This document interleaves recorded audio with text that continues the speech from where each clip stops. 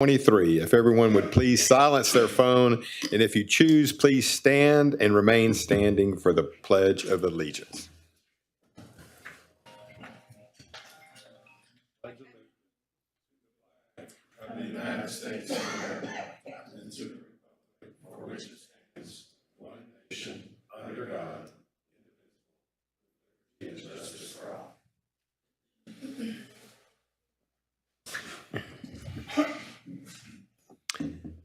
May we have a roll call, please? Mayor West, Present. Mayor Pro Tem Durio absent, Councilmember Getz absent, Councilmember Turner absent, Councilmember Philshaw, Present. Councilmember Samuel absent, and Councilmember Neal. Present. Thank you.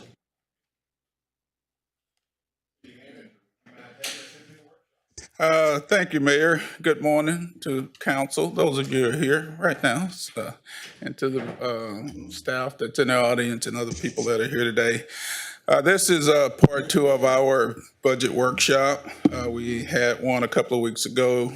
We made good progress, but we were not able to complete the entire agenda. So today we're going to reconvene and start with our agenda and start first with our 5-year community investment plan, our CIP. We went through most of it last time, but there was sewer and a couple other items and a couple of slides on how on investments and et cetera will be discussed. So at this point, Mayor, I'd like to bring up Mike Harris, who is going to be here to talk about sewer. CIP options. Good morning, Council Mayor. Good morning.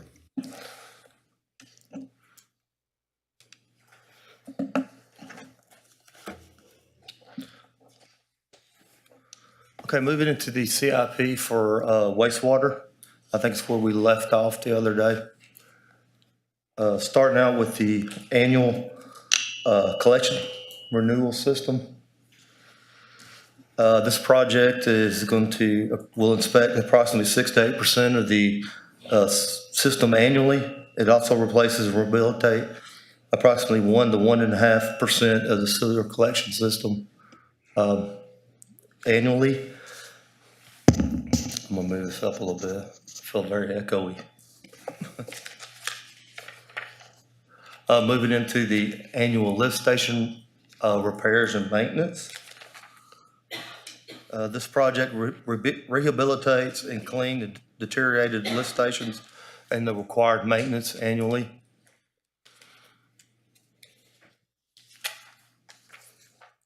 And then the assessment of the sewer collection system, phase 3. This is the study that's a continuation of what we've done the last 5 years. This is the final part of phase 3. The Harriet Street lift station rehabilitation. This is a project that replaces the electrical, the controls, the pumps at the Harriet Street lift station. And then our lift station electrical improvements. This is a project that will update outdated electrical control systems on 3 lift stations, Piney Point, Wall Street lift station, and Mulberry. Our Wall and Avenue C lift station rehabilitation. This is a project that will install all new electrical equipment, new submersible sewer pumps, and also modifications to the existing wet well in the structure. Drying bed rehabilitation phase 1. We've reconstructed 4 of the existing drying beds. This project was completed this year. Our wastewater treatment plant road repairs. The roads in the plant were constructed in the early 50s. They've reached the end of their useful life. We've been experiencing a lot of pavement failures. This project is to actually rehab the roads inside of the plant with an asphalt overlay.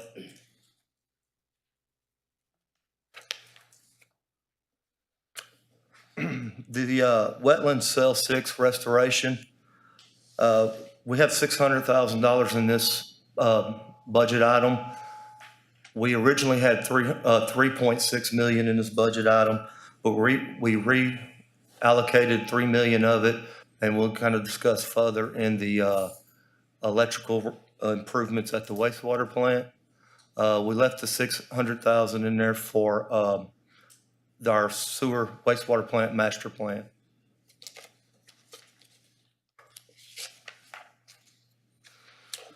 Wastewater treatment plant digester blower replacement.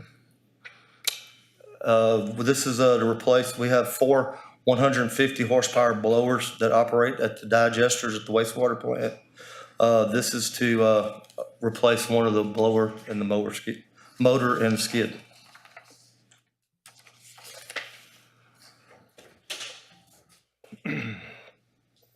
Our wastewater treatment plant effluent pump replacement.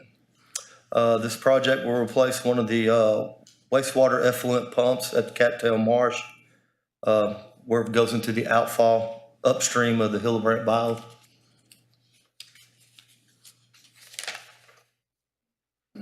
Okay, on the wastewater treatment plant generator and electrical improvements, as you know, this past year we had a fire in the MC building where the controls are and the electrical switching gear is. This project is, we're looking at moving the controls out of that MC building into their own building. Basically, the environment inside of the MC building is not optimal for all the electrical controls due to the hazardous gases and things.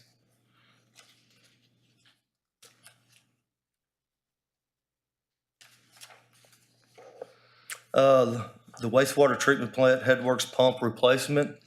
Over the last several years, we have 4 headworks pumps inside of the RS building. We've replaced 3 of the pumps. This is the 4th pump that hasn't been replaced. We're looking at replacing it coming up.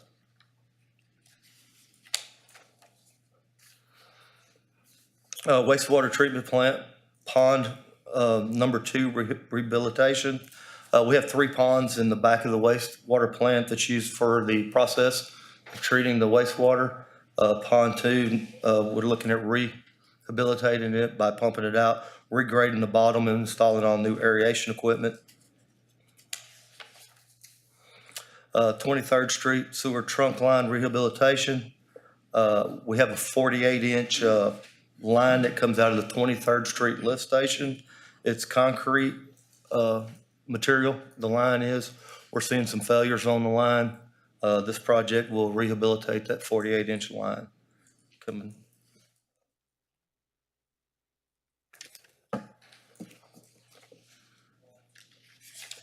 Mayor. Mike, could you go back to the first one, wastewater treatment plant? No, go back to the previous page, the renewal.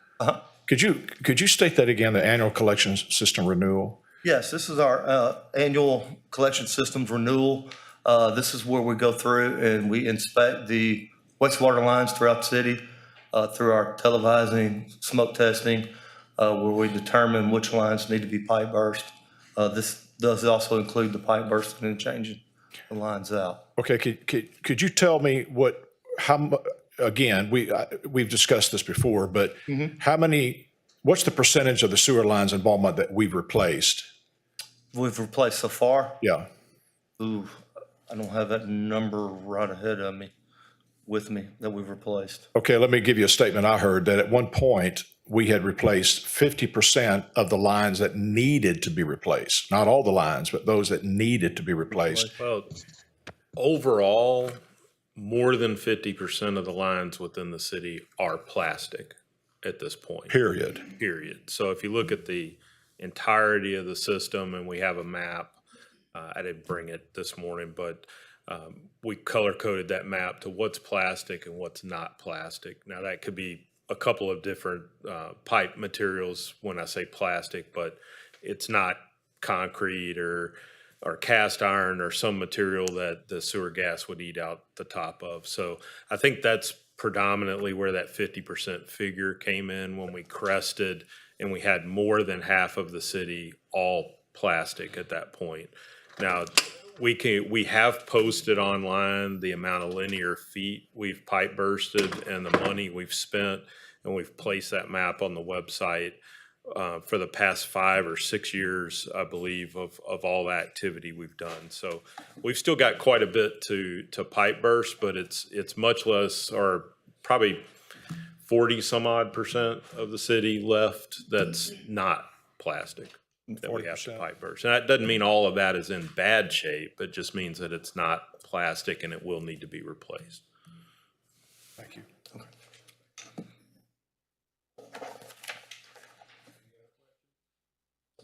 Any other questions? Go ahead, Mike. Going back to the wastewater treatment plant yard piping renewal, this project, it inspects and rehabilitates or replaces any of the sewer piping that's within the wastewater treatment plant that goes in between the process units.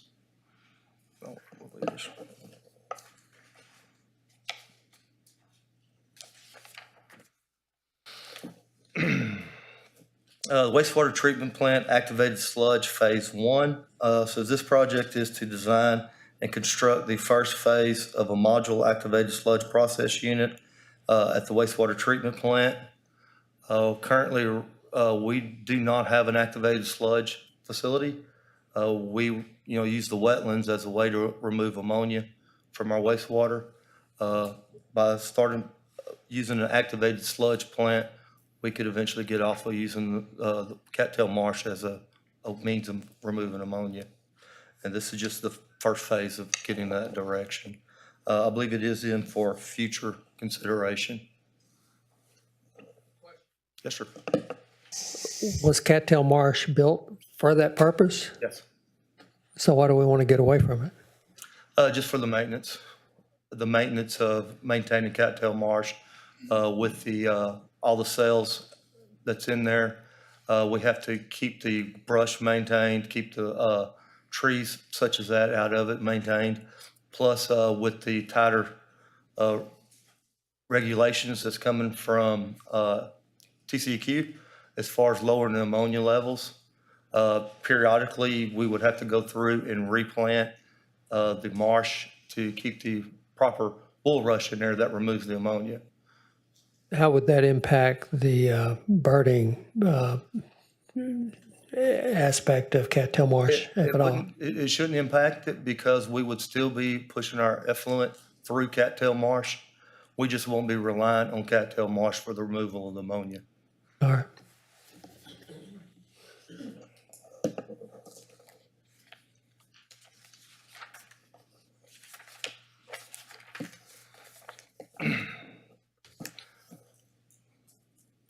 Another future consideration is the wastewater treatment plant headworks degritter.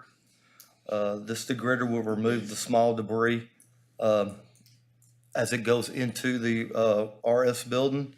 The small debris, that increases wear and tear on the pumps and the process unit.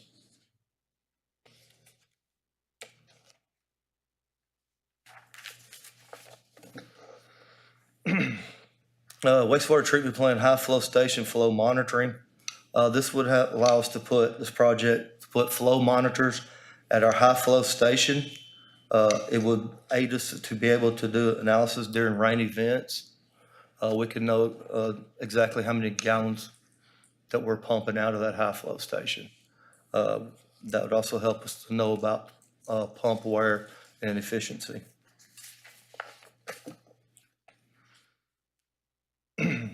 The wastewater treatment plant drying beds rehabilitation phase 2.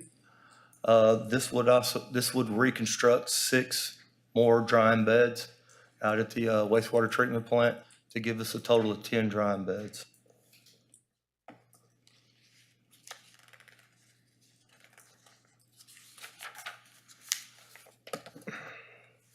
Wastewater treatment plant pond number 3 rehabilitation. Once again, this is the 3rd pond that's at the wastewater plant. It would clean the pond out. It would regrade the bottom of the pond and also install new aeration equipment.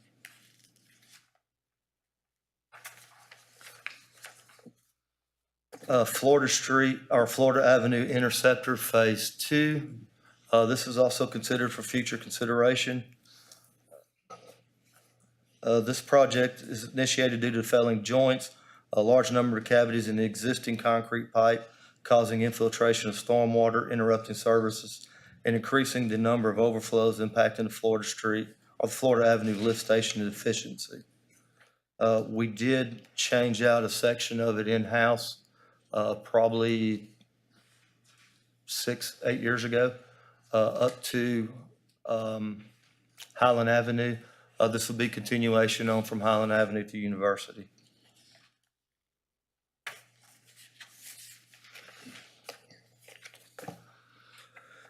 And the wastewater treatment plant chlorine contact chamber.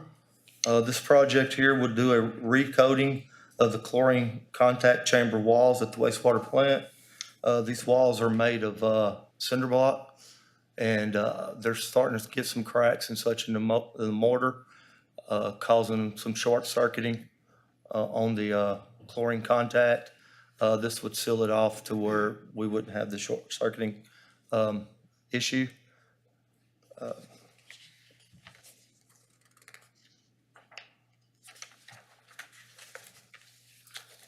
And lastly, I think this is under future consideration. It is a wastewater treatment plant, high flow detention pond. They said this project will add a detention pond upstream of the wastewater treatment plant for additional capacity during heavy rain events. This is something we looked into about adding another pond, detention pond in for heavy rain events to handle the high flow that comes in through the city. It would work basically as like a storage pond. Once the rain event's over, we could pull out of it, treat it, and move it on down the line. So I believe that's all I have. Any questions? Thank you, Mayor. The wastewater treatment plant, pond, the number 3. Number 3, yeah. Yeah, the current status of it, I see it's scheduled for 2027. The current status of it, how is it currently functioning now, Mike? Let me get to it here, AJ. All right.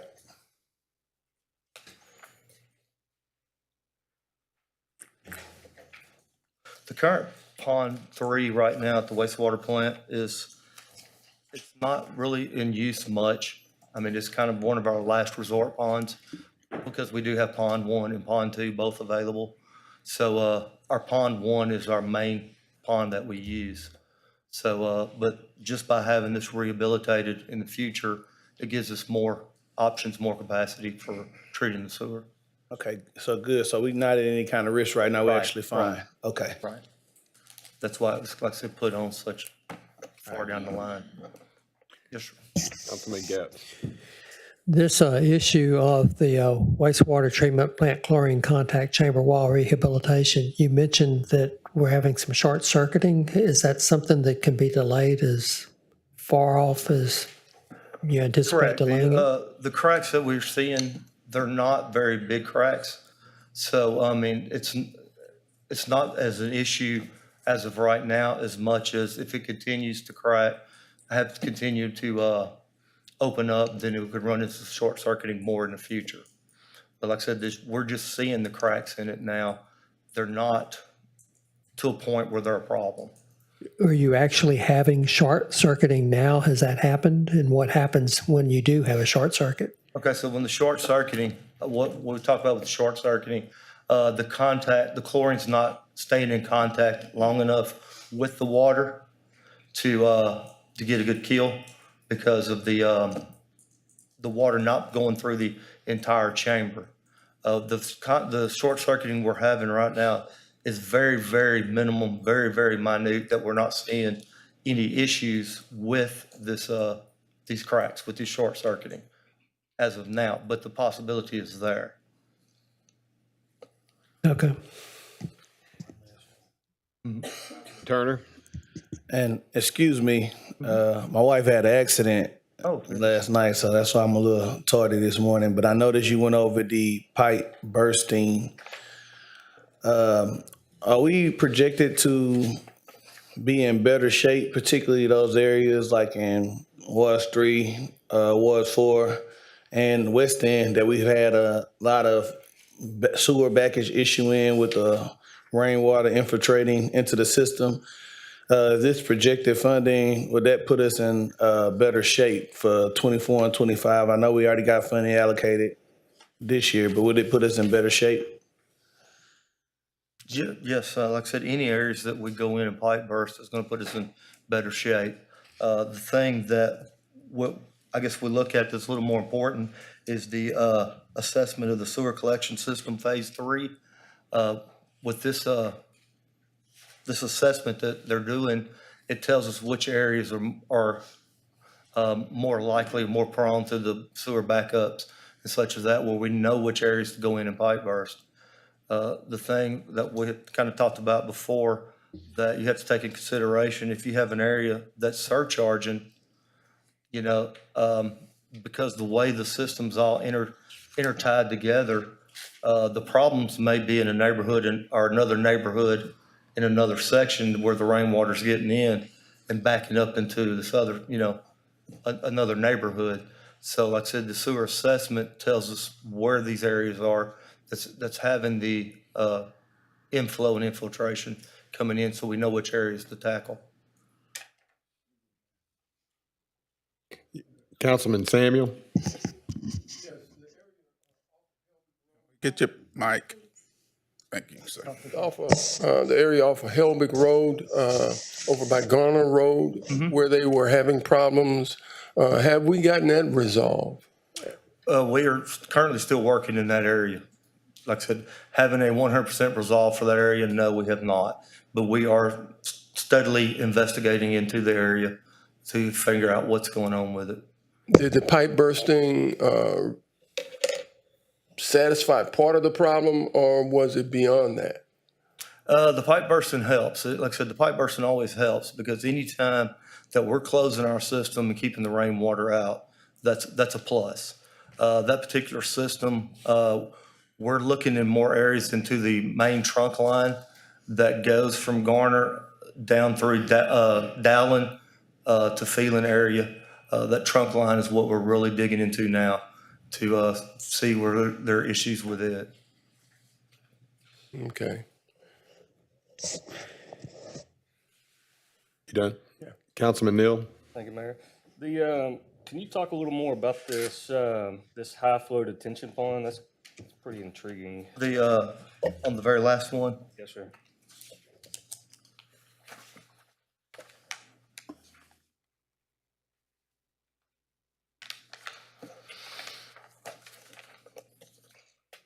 what we looked at, and it's been probably several years we've talked about it, putting into it like a detention pond. I guess just a better way to explain it, something similar to like what DD6 uses as far as the detention ponds. It's a place for the wastewater to go during these heavy rain events that we can pump into this pond to where it's not overloading the wastewater plant itself. And then we can eventually work this water back into the system through the plant. Could you build one big enough to capture all the overflow? Not all the overflow, no, but this is just one that'll help. Well, thank you. Councilman Samuel? Yes, one last question. What other areas are there any other areas in the immediate north end that where we experienced like it was over off Garner, that's still having continuous problems? Yes. And if so, what area is that? The areas along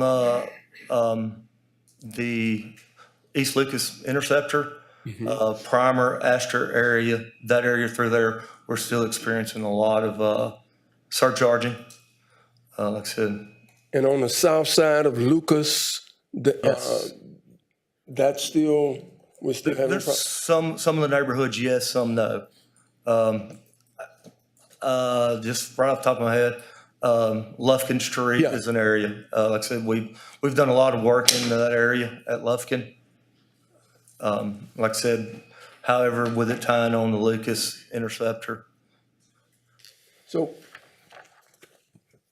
you have any idea what might remedy that, the problem such as Lufkin as well as the one over off of, I think what's going to remedy the problem in these neighborhoods in that area is when we get to the point where we get enough of the inflow stopped or the infiltration stopped that would not charge that Lucas Street interceptor.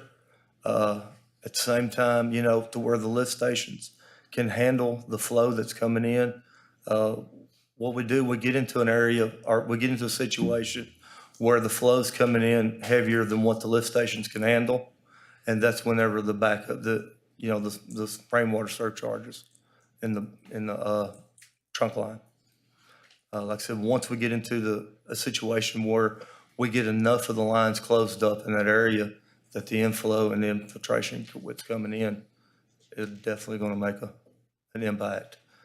We are currently looking at one area right now where the sewer main is going through a drainage canal that we believe is going to be definitely an issue. And like I said, we'll get I think we talked about it yesterday. We should get the camera tape back on it today. And then once we see if there's a problem right there, we can definitely get it addressed, and that's going to make a big impact.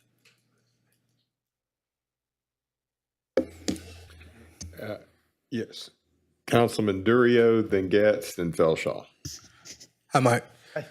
You mentioned lift station. Is any of this funding include adding lift stations or replacing the one out in Terrell Park or making one bigger to be able to handle everything that's coming through there?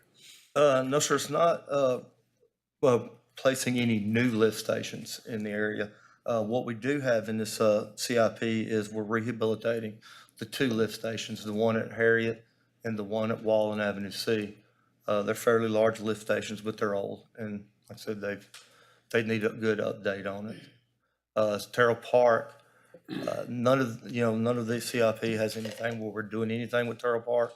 Terrell Park has been recently rehabilitated with the pumps, and I think it was last year when the gearbox, we had an issue with the gearbox, and that gearbox has been rebuilt as well with one of the large, the large pump that's in there. But that one right there, I guess on Terrell Park Road in Finette, is that one of the main lift stations for the whole area? Yes, sir. That's Terrell Park lift station, correct.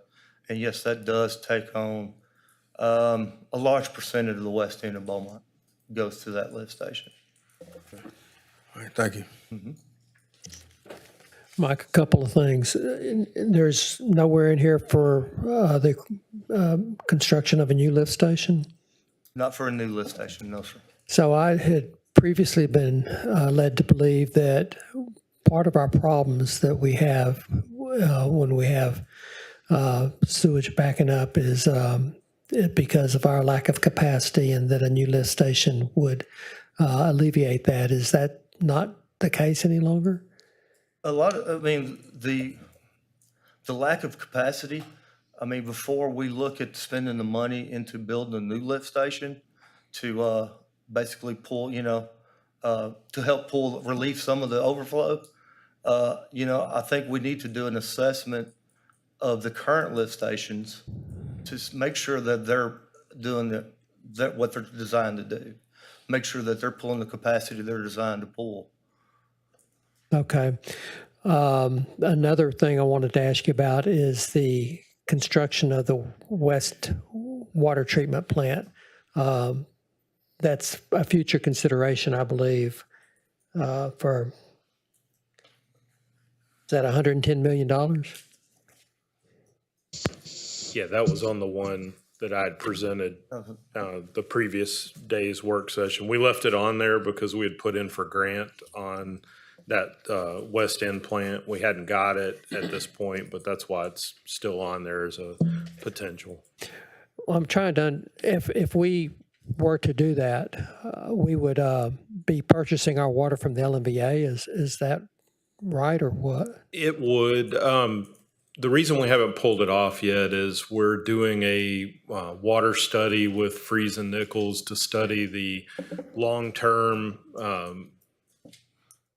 viability of the Loeb groundwater station north of Beaumont and assess whether we need to stay with that groundwater or move to a surface water treatment plant on the west end. So that's more of a long-term, 20, 30, 40-year forecast. Once we get that put together, then we'll have a recommendation to present to the City of Beaumont leadership to say this is what we should do. We should either invest in the Loeb groundwater plant long-term, or we should look to move long-term to surface water treatment plant. There are some challenges to having a mixed system that we've dealt with over the years. So that's part of that analysis. But you are correct. If we move from that groundwater to a West End surface water treatment plant, we would be paying LNVA for that water as opposed to what we pay for groundwater today. And I mean, we're spending money on Loeb now, part of Yes, this. because Loeb is operational. So, Right. So I'm just trying to make sure, I understand it's going to take a while to get your study back from Freeze and it's on Nichols. there as a placeholder. It's future. There's no immediate plans to do anything. It's just planning at this point. All right.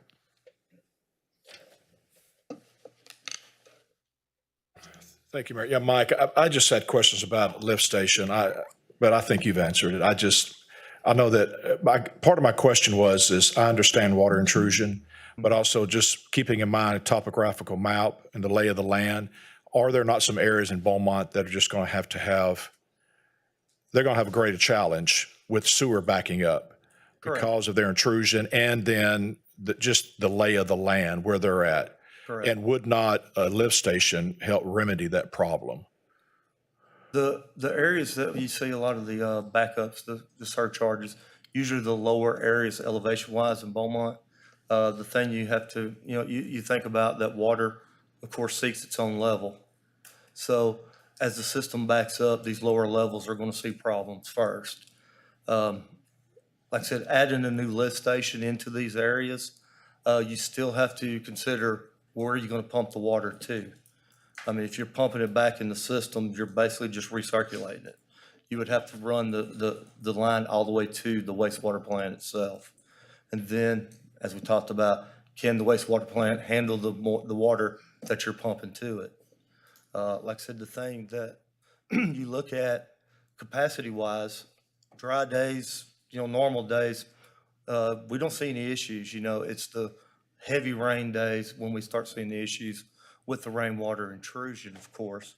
And like I said, to know that each one of these lift stations is doing what it's designed to do is a good place to start. If you have a lift station that's designed for, and I'm just throwing out there, 100,000 gallons an hour, and it's only pumping 50,000 gallons an hour, like I said, you're losing ground on the rainwater right there.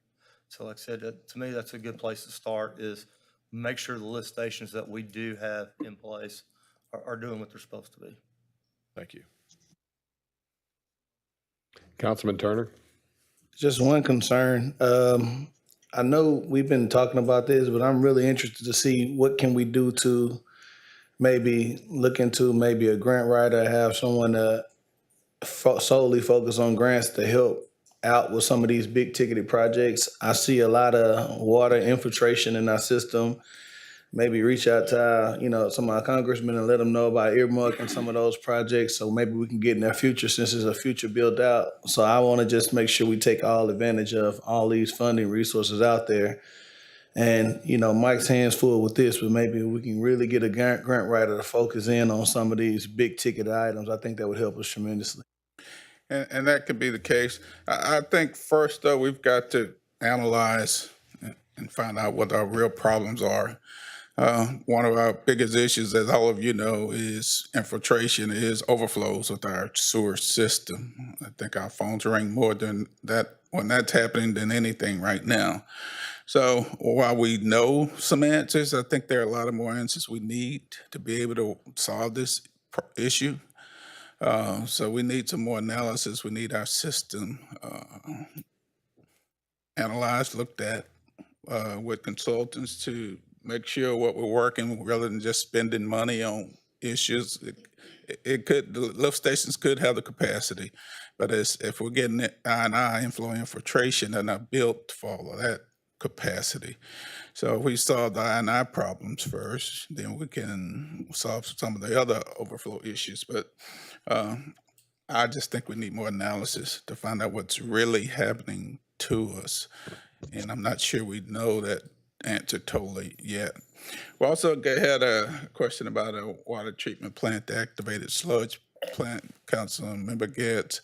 The technology we use in our current plant is aged technology, to say the least. And at some point, you're not going to be able to sustain that technology. So the city will need to start planning for that new activated sludge technology for a new plant in its future at some time. So that's why those dollars are there. They're way out into the future. But it's going to behoove the city to start planning for new technology with its sewer system.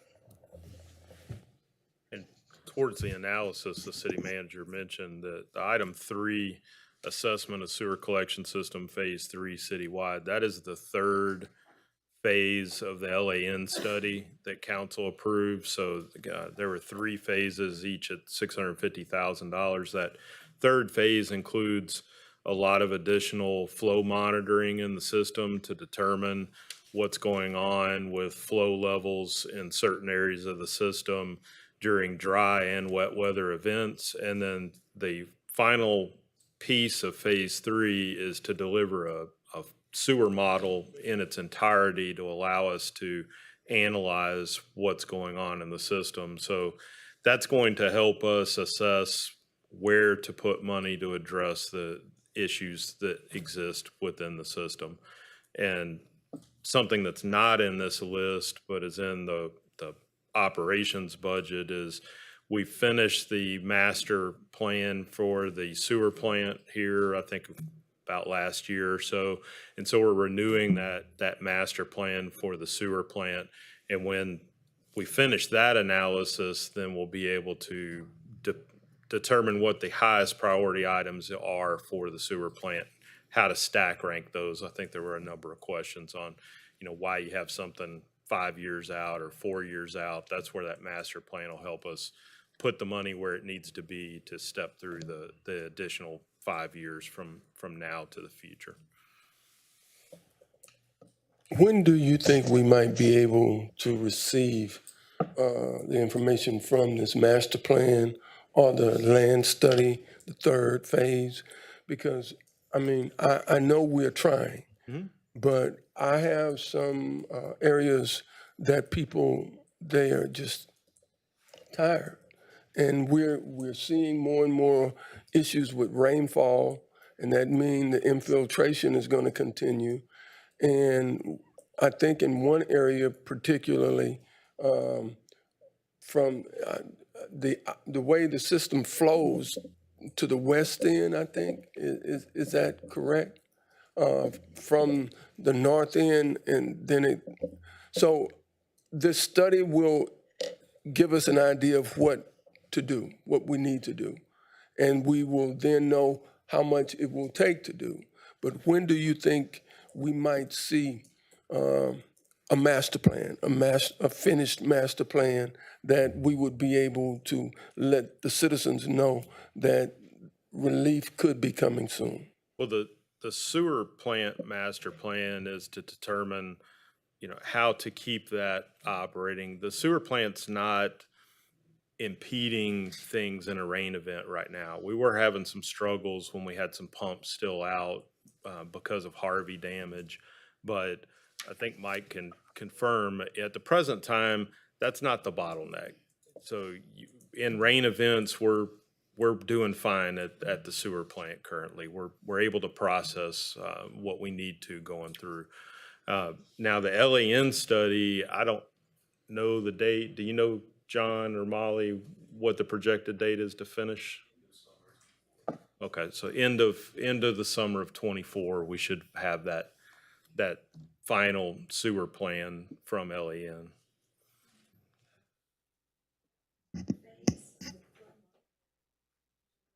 I can't hear you. I'm sorry. Yeah. She was saying she'll come up and tell y'all, but just flow monitoring will be in that phase. The third phase of the LAN study, so phase 2 focused on monitoring the western half of the city. So we got information on that side. This third phase is structured to flow monitor the eastern half of the city, which encompasses a lot of the areas that you're referring to. And so once we know the flow monitoring just tells us which basins are struggling under more inflow and infiltration. We started discussing internally to then do additional targeted flow monitoring that may be able to be funded under the sewer evaluation line item, to then do more targeted to try to identify where is this water coming from to stop it. And so we'll have more information as we go along. Just with the placement of the flow monitors over the last couple of weeks, the contractor has identified manholes that are damaged that are taking in rainwater. So we are already seeing benefits from that work. And so they notify us, we turn that over to Mike's crews to go out and make the repairs. So even though the final report will take a little while, we are starting to see benefits from that work. Okay, so there are things being done in the process. Absolutely, Okay. yes. So we're looking at both ends of that, and oh, sorry, I almost changed lanes to the lift stations, sorry. But if that answers your question. So we're also still working through the last phase that was presented to council, I think, earlier this year, with to see what recommendations can be implemented from that area, but we're still chewing through. We would need the entire model to help us make those final determinations. Councilman Neal. Thank you, Mayor. So how are we coming on completing the findings of phase 1 and 2 from the land study?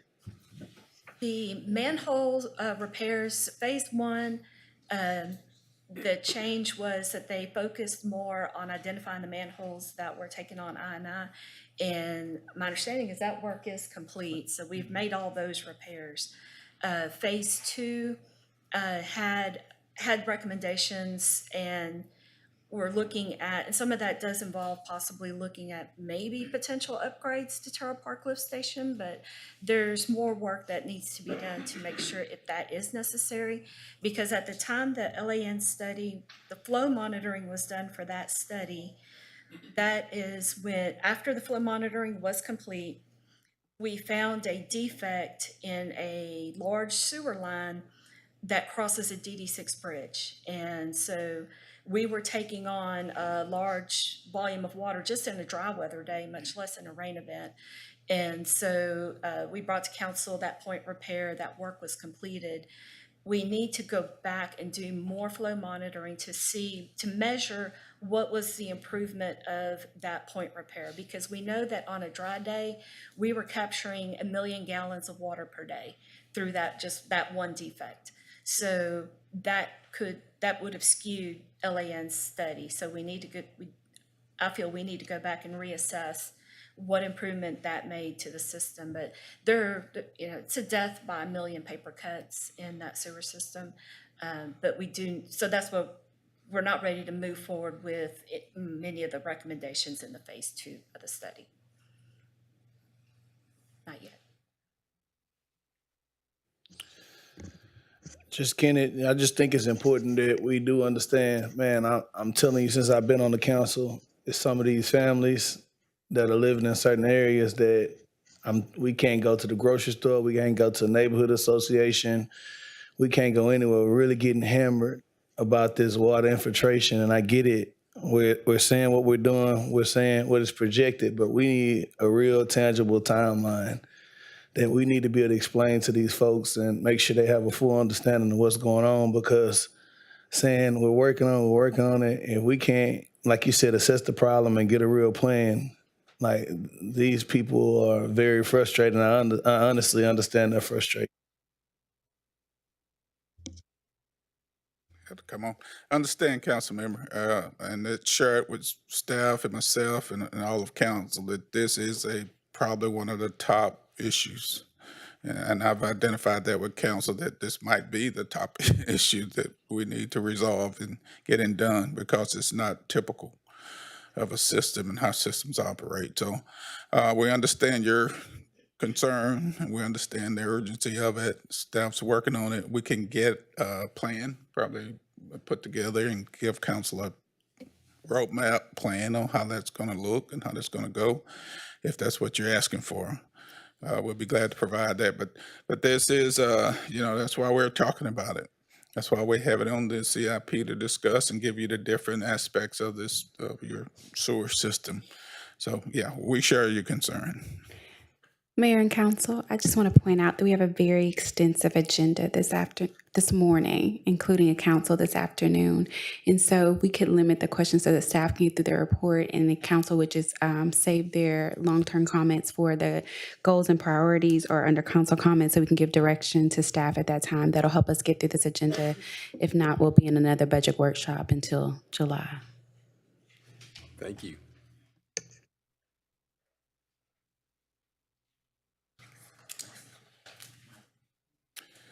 Thank you, Mayor. We've talked about a lot of, in the CIP plan, everything from parks to water to sewer to streets, et cetera. So now we're going to talk a little bit about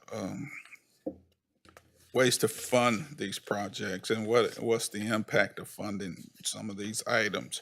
So you're going to have, we're going to have our Chief Financial Officer, Mr. Todd Semino, talk about that, and he's going to go a little bit about general obligation bonds, certificates obligation, revenue bonds, et cetera, and operating fund, and give you an overview of funding. All right, thank you. Okay, so the fun part, how do we pay for some or all of these projects?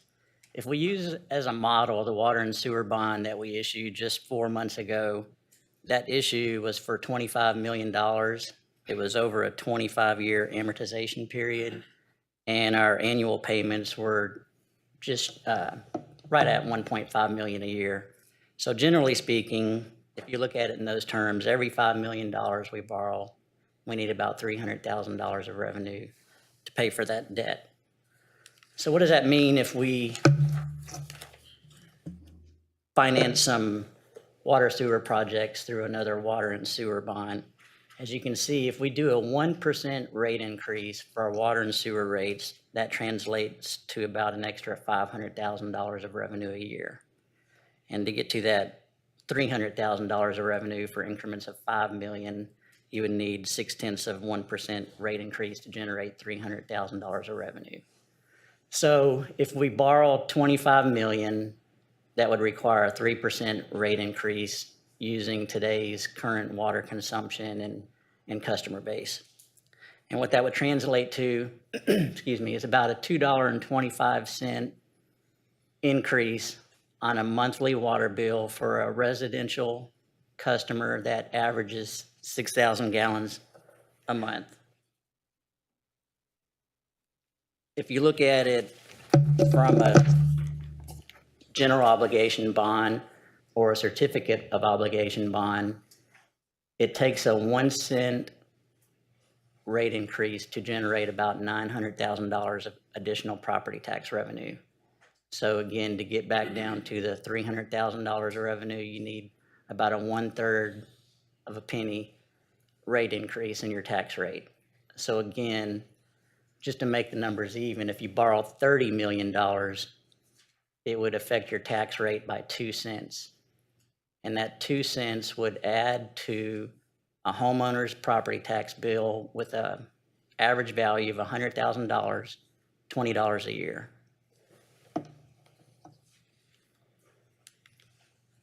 So I handed out some of the information we went over at the last council meeting. These packets should be in front of you. But if you turn to the last page, it's not on there. There should be a funding summary in the packet that I handed to you on the second to last page. Do all of you have that?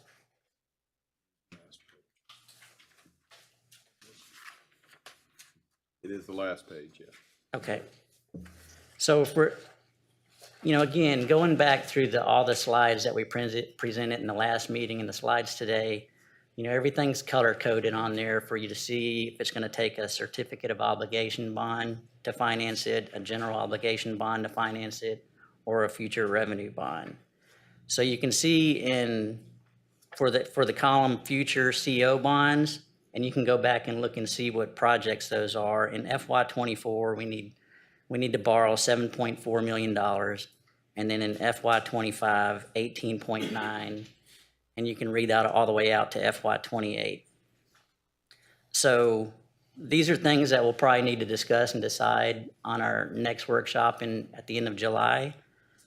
Of course, we will talk with our financial advisor and our bond counsel.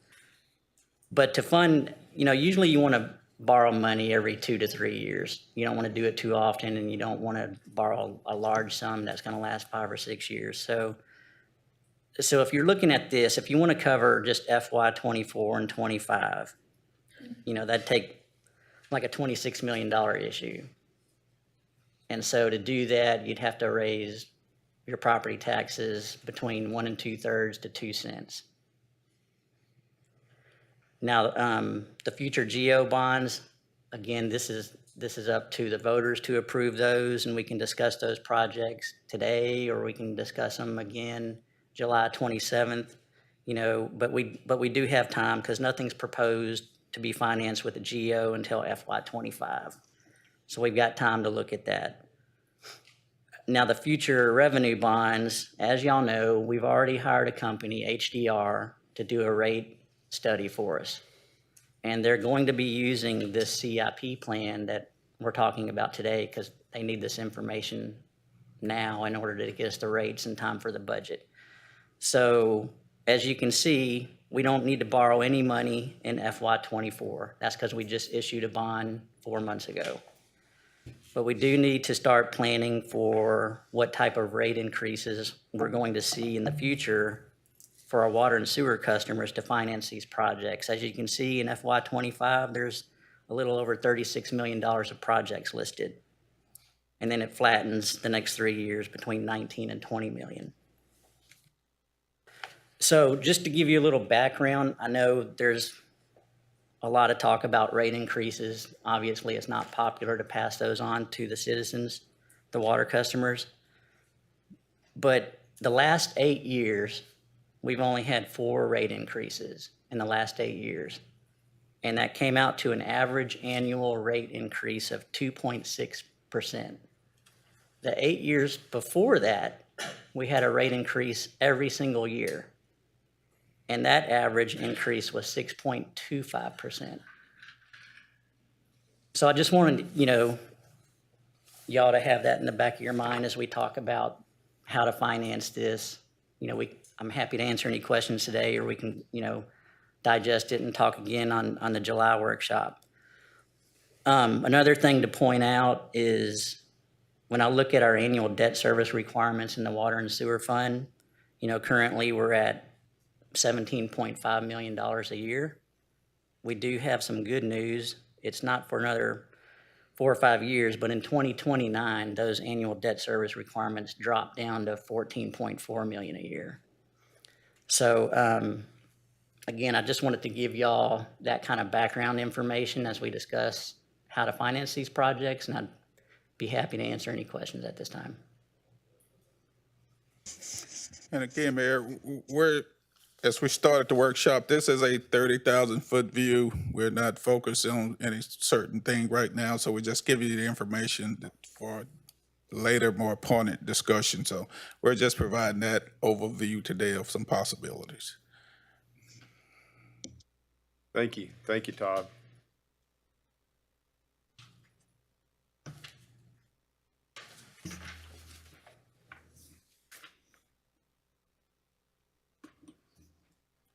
Okay, we're ready to move on, Mayor. We're going to unsafe structures. The topic of unsafe structures has been another important point for the city of Beaumont. And so much so, we wanted to have that discussion, a public discussion with city council for sure.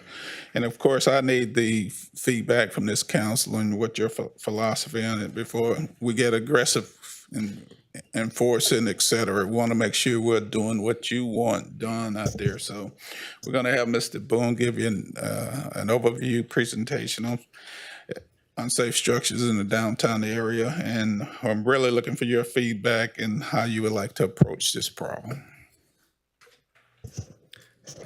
Good morning. Again, echoing what the manager said, the purpose of this work session is to really get some guidance policy-wise from council as to how the administration should move forward. And I'm going to show some photographs here. We all drive by these buildings, some of them, maybe once a day, once or twice a day, some of them maybe every once in a while, but there's some photographs that are from inside as well as close up that are, give you a better idea of some of the obstacles that we're facing in terms of these buildings. So depending on how you define the downtown area, an analysis shows that roughly a quarter to a third of all those buildings are vacant. Now the map here just shows the location of vacant, abandoned buildings.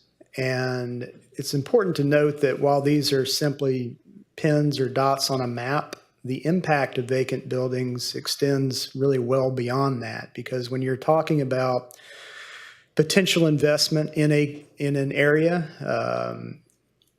this vacant building or building with broken windows, open and accessible, it really is a way to discourage investment in surrounding properties.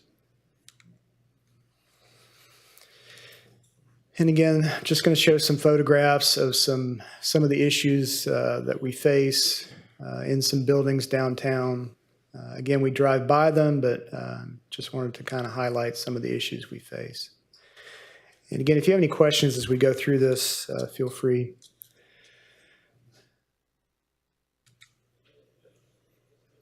And this slide you may recognize from the homeless discussion we had a couple weeks ago. Again, vacant building tends to contribute to the attraction of negative issues, whether it's homeless getting into a building, in the winter months starting fires to stay warm.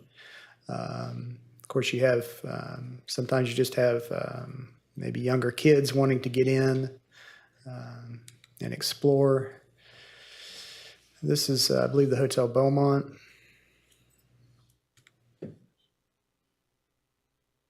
And this is a building, I believe this is the Gilbert building.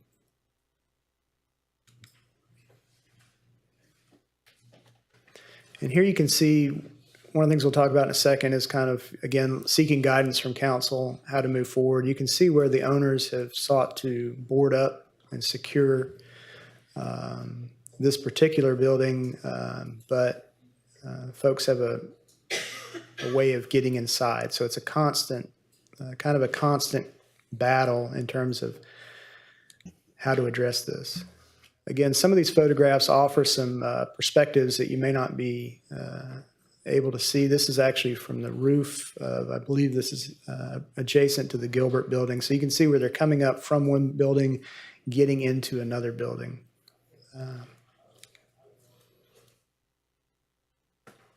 And again, as I mentioned earlier, especially in the winter months when folks get in these, setting fire to stay warm, and this is often the result. This is just a photograph taken by some of our inspectors. It's a little hard to see, but you can see fire damage, water damage that affects the structural members of the buildings. Here you can see basement of some of these buildings where water intrusion gets into the basement. So you can see 4 feet deep in a building basement. Again, another perspective you probably don't see. This is from some drone footage, I think, captured by the fire department. And so here's, roof, basically a roof system is not draining properly. So that just furthers the effect on the building. This you may have seen. This was just a local recent coverage by local media. Maybe you saw some TikTok videos that seemed to go viral of some folks getting into the Hotel Beaumont. And, what's particularly frustrating, this is the Hotel Beaumont in 2012. Again, the city participated in the redevelopment of this building several years ago. This is what it looked like in 2012, and this is what it looks like today.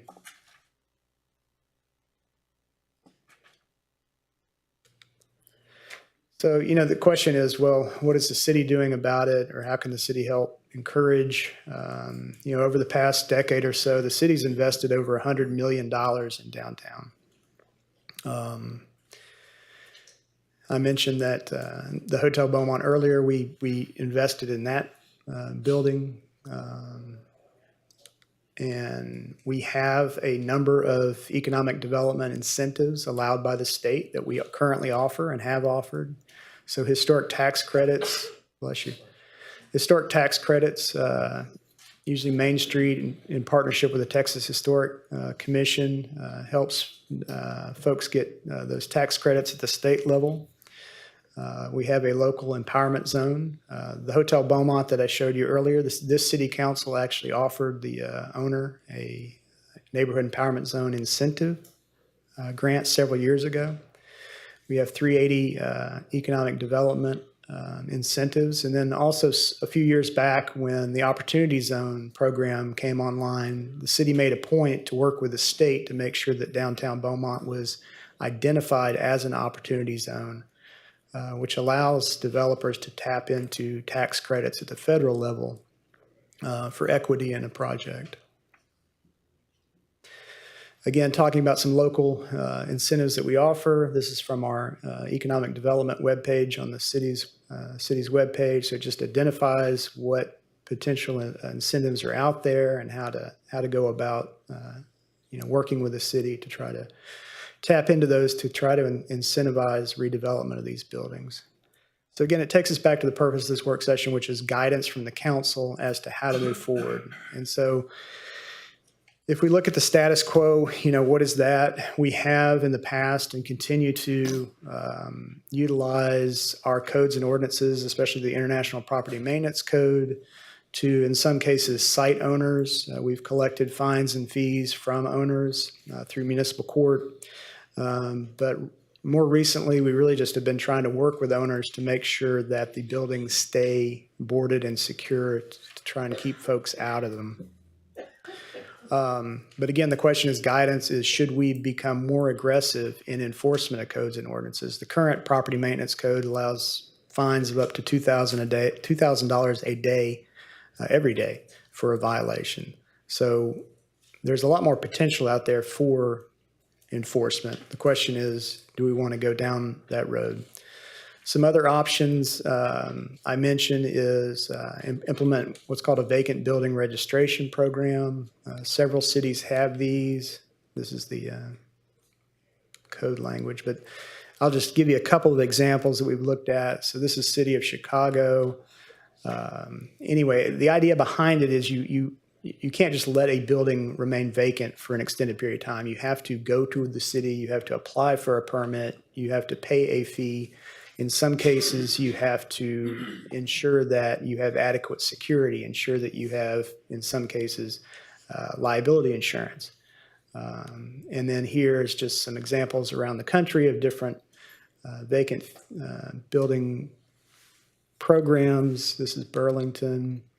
Now, this is Wilmington, Delaware, where it scales up after every year. So the longer it stays vacant, the higher the fee is.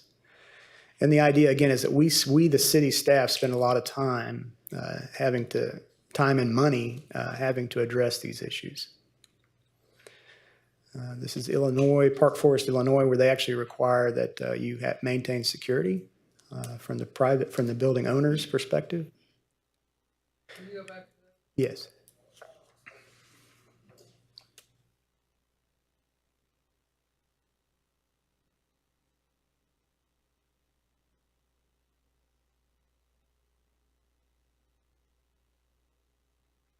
And a little closer to home, City of Killeen, again, have a annual fee. I think it's based on square footage, but there are different scenarios. So again, that's another option. On the incentive side, there could be other things like a facade incentive program. We've had that in the past. Usually it's a 50% match. Given the limited funds, though, you'd be limited in what we could offer, but it would be another option. But again, the guidance we're looking for now is to, should we continue with the status quo? Should we become more stringent enforcement? Should we look to a vacant building a registration program? Just really looking for guidance. And with that, are there any questions or? Councilman Samuel? From our conversations with other cities, particularly those that have the registration program, do you feel that going to a registration program and doing enforcement of the fines, has it been shown to lead to more prospects to sell these properties rather than paying the fines? Our research shows that it's not a silver bullet, but it has helped those cities encourage owners to make a decision. Because right now, we have a lot of property in the downtown area that's been vacant and remains vacant. Mm-hmm. And there's no incentive. Do we have an idea of what fines have been paid over the past 2 years on these properties? Honestly, I can get you the numbers, but it just depends on how severe it is. Sometimes we will file in municipal court, fines are paid. But like I said, in the more recent past, last couple of years, it's been less about getting the fines, more about making sure that these buildings are boarded and secured. Well, I would say from my perspective, we can't continue to do it as we have been. And the only way that we're going to make a difference is if we go to a registration program and we give an incentive for them to either fix the buildings, sell the buildings, or something. It can't go on like it's going now. Councilman Neal? Thank you, Mayor. And Phil Shaw. So back to the vacant building registry. We already have the mechanism in place to find the people just based off of the ordinances that are already in place. Is that correct? Yes, sir. So how are you guys, or why are you guys picking and choosing what ordinances we enforce and what ones we don't?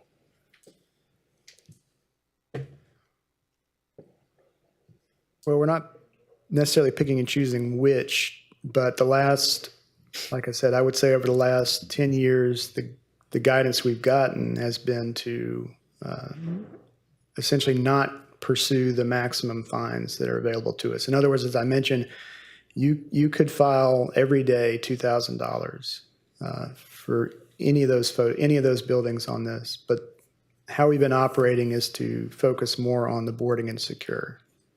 But I think where staff is looking to is we would like to pursue all options, including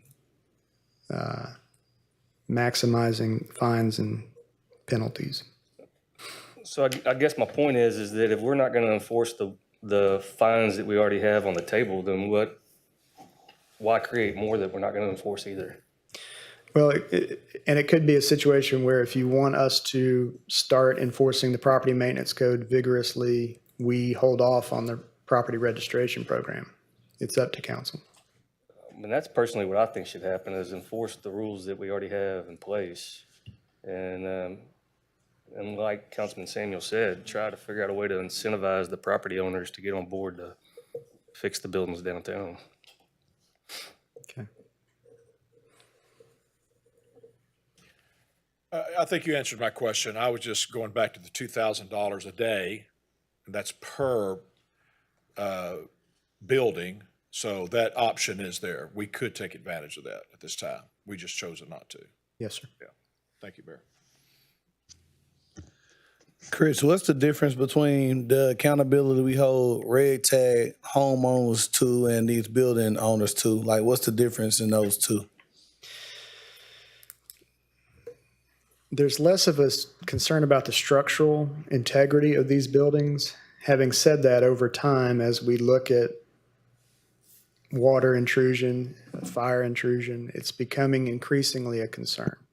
To answer your question, we use the same ordinances for our red tag program as we do with these buildings.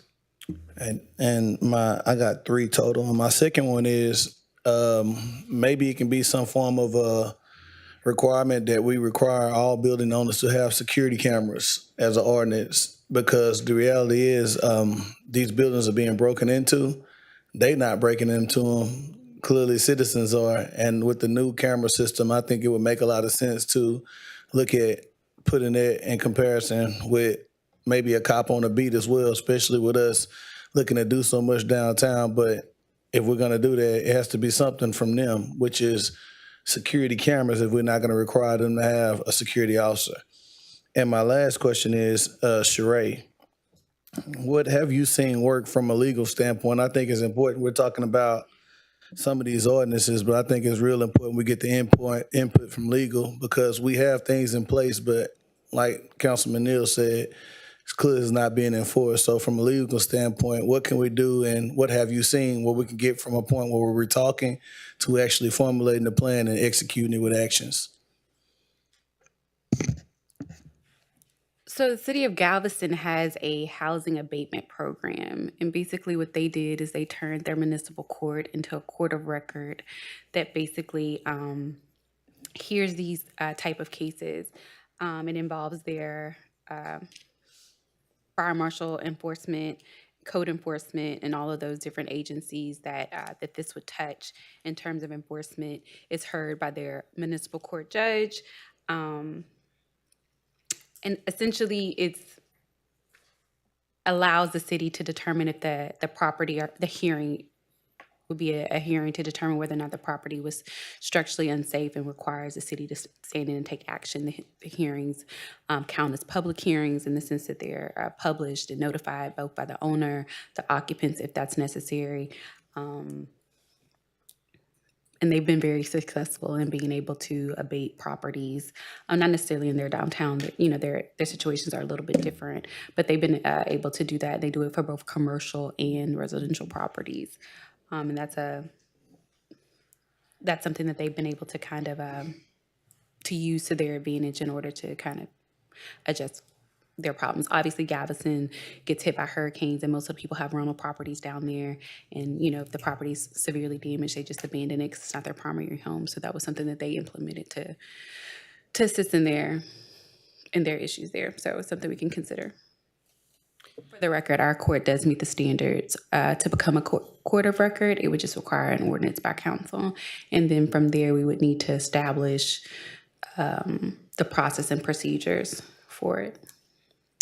I'll speak up. I'm in support of, setting that program up if anybody else want to look into it in the future. Like I said, I just think, we've been discussing this for some time, and I just kind of want to see some physical, tangible things in place where we can actually execute what we're talking about. Right. I'm going to say something, then Councilman Durio and Getz. So what I'm hearing is, in the past, you've gotten instruction from council not to pursue the maximum enforcement, or there hasn't been support from council to do that? Because, I mean, I'm all about exploring new things, but if we're not using what we have, my first thought would be let's start enforcing and using the maximum fine, or move up to the maximum fine as needed. And I think security cameras and all of that's great, but they might be more inclined to have security cameras if they're spending $2,000 a day because their buildings doesn't meet our current codes. Yeah, and I will, and not to jump ahead, but I think later in today's program, we're going to talk about TERSs and PIDs, public improvement districts. And so that's what some cities have, is you have a special additional tax levy on top of your normal tax levy that goes towards things like security. So it may be a situation where the city might be able to, we talked about the FUSA system at the last workshop, maybe integrate some of that into downtown, but also need some help from the property owners as well to plug into that system. Well, I'm all for enforcing our ordinances or not having them. Mayor, I want to make sure the question is clear. This council has never said we did not want to move forward with dealing with fines for those issues. That never came to council. That's correct. That's correct. That was more the philosophy of the administration in terms of these are big buildings that are tough to, they're big buildings. And so it'd been an administration position. Was to focus more on the board and secure. But yes, to clarify and to echo Councilman Samuel's point, that decision was not made by council. Okay. Councilman Durio? Yes, do you have enough personnel to enforce these ordinances as far as the different things that you've shown us today, as far as the examples that other cities are doing? Yes, sir. If we just move forward with enforcing what we have on the books, yes, sir. Other examples that you've shown us today, do you believe any of those would work here in downtown Beaumont that they're doing in other cities? I think so. In my Have a mind, preferred one out of the ones you've shown us? well, in my mind, I think kind of taken from what's been discussed, maybe we look at enforcing what's on the books and maybe look at a registration program as a second phase.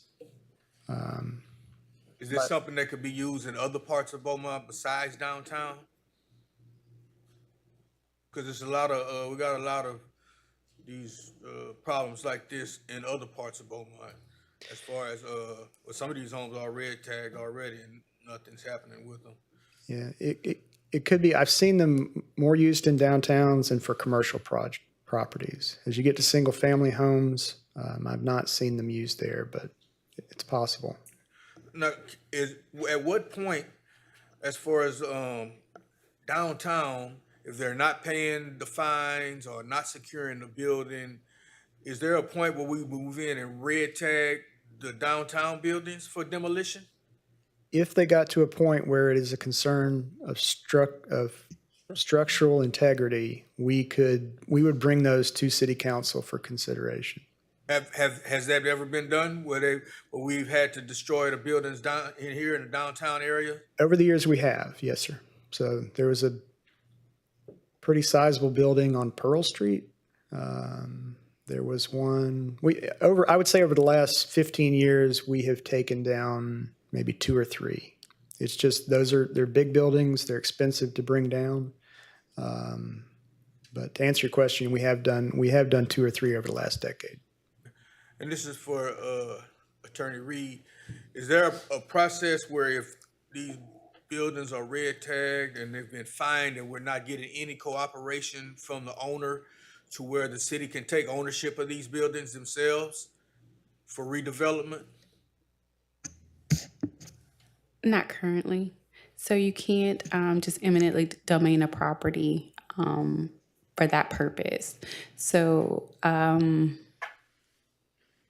again, going back to Galveston's structure, their process does allow for the city then to determine if the building is unsafe, similar to what we would do, and then they take down the building as well, but they don't own it, obviously. Same process that we have. If we take down a commercial structure, the city puts a lien on the property. And so it's incumbent when the property is either sold or for the property owner to pay back that lien to the city in order to move forward. So you just can't take property because it's being uninhabited. Okay, All right. thank you. We've got Councilman Getz, Councilman Neal, and Councilman Samuel. Thank you, Mayor. First, I want to say I agree with Councilman Samuel in that the status quo is not working. And I also want to express appreciation to Councilman Samuel for pointing out that it was not the city council that gave permission to downtown building owners to just sit on their buildings and let them continue to deteriorate. That was a decision made by the previous administration. My question for the city attorney is, what happens if this council does get more aggressive and we start fining downtown building owners for not having their buildings up to code and the building owners don't pay those fines? So in municipal court, if you don't pay your fine, you get arrested. So there's really not a lot of civil remedies that allow for you under the ordinance, under just fine.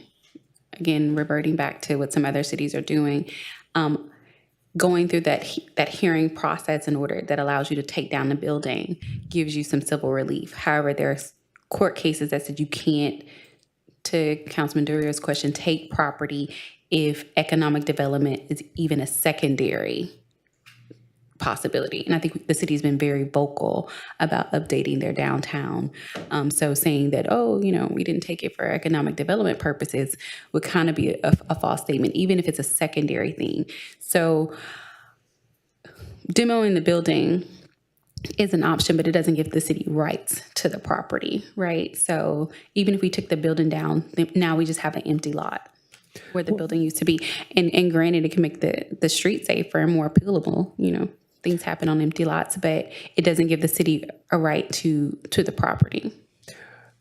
That wasn't really my focus. My focus was if they don't pay a fine that they're being assessed, did I hear you say they get arrested? Yeah, you get a warrant and then you could potentially be arrested, but also you could just have a warrant.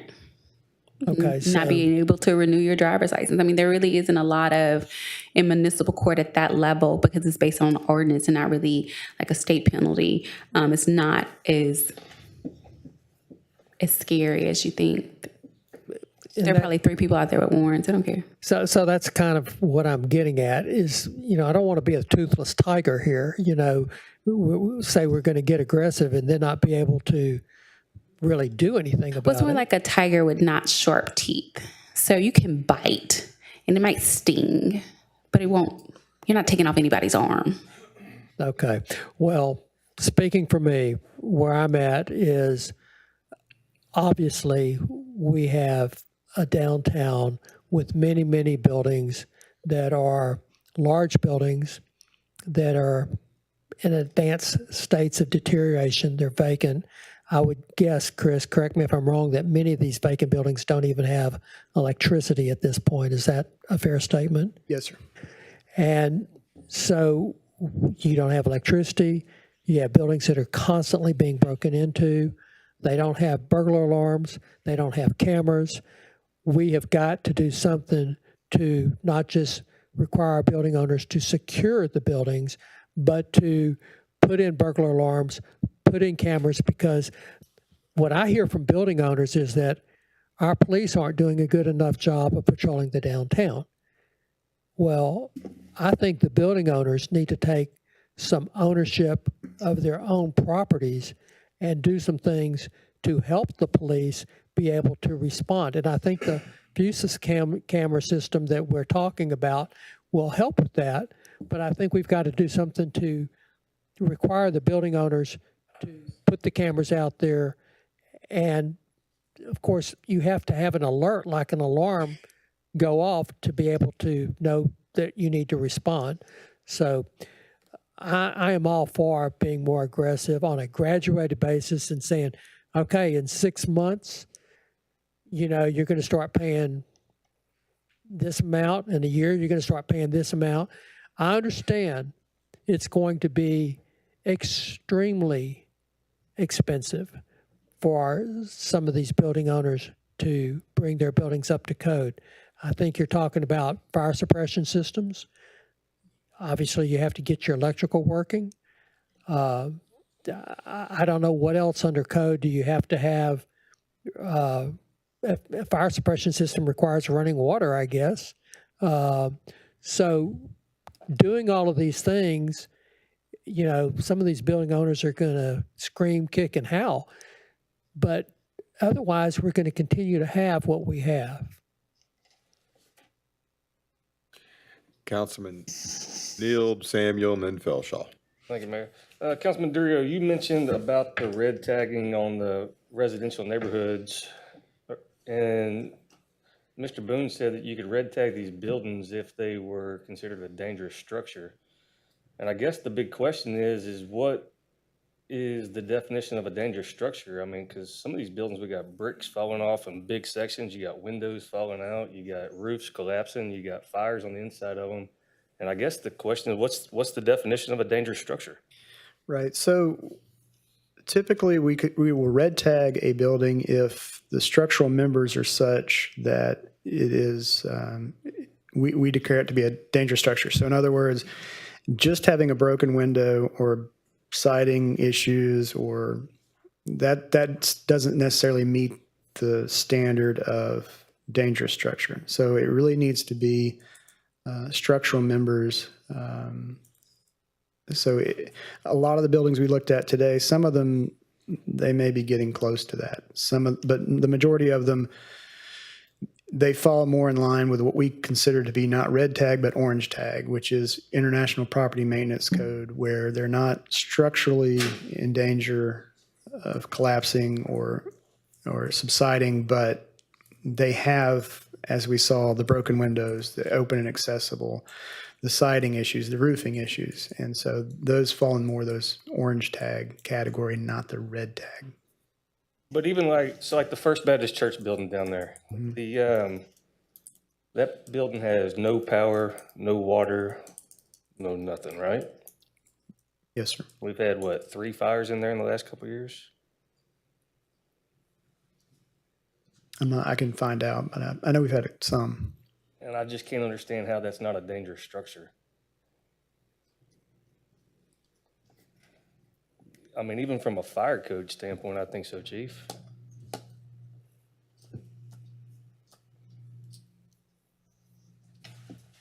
Councilman Samuel?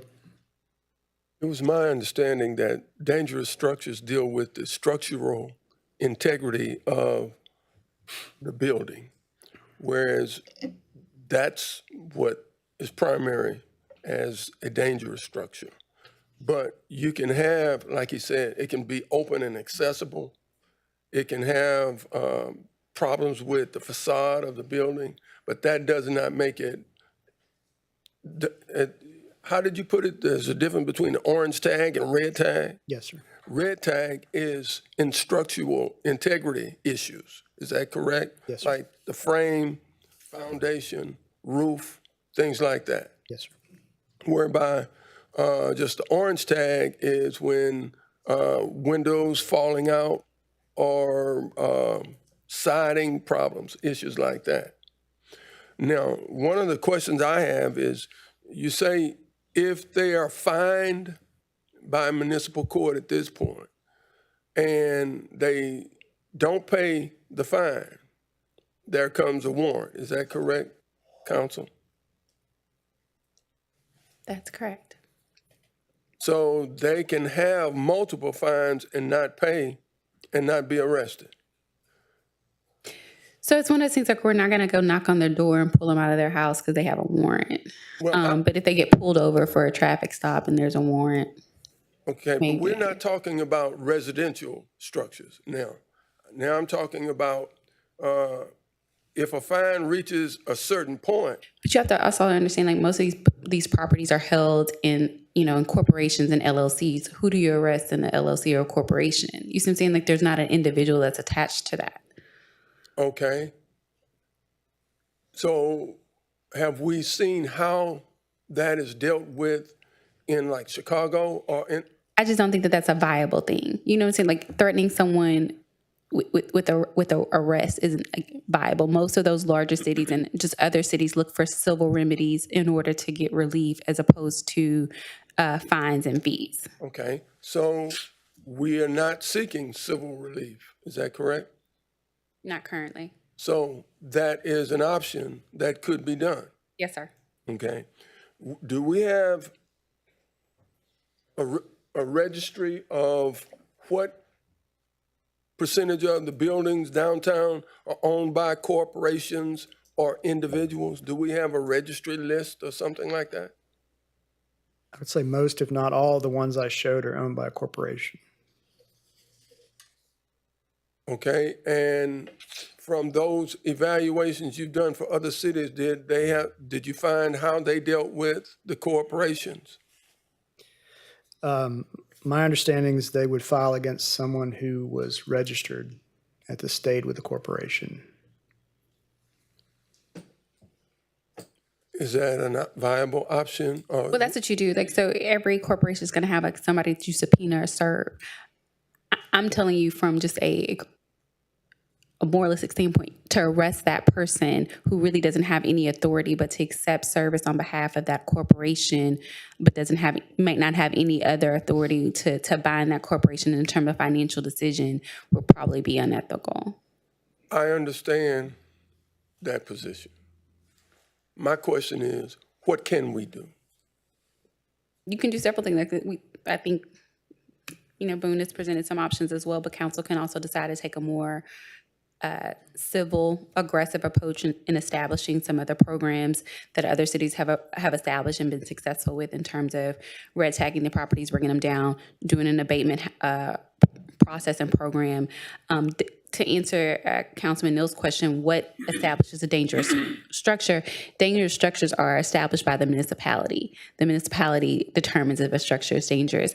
The same way we have public hearings for residential properties would be the same way to determine if they're, unfit and inhabitable and should come down, will be the same way we determine whether or not a structure is unsafe. Our code of ordinance lists out certain things that qualify in order to establish identifiers of what we can bring to council to determine what would be a dangerous structure, but the ultimate decision-making comes from the body. It goes back to my question is, if we wanted to break the status quo the way we're doing now, I understand you're saying we don't have individuals that can be cited and arrested, okay? We need to find a way to deal with the building owners, the corporation, whoever it is, so that fines cannot just be ignored.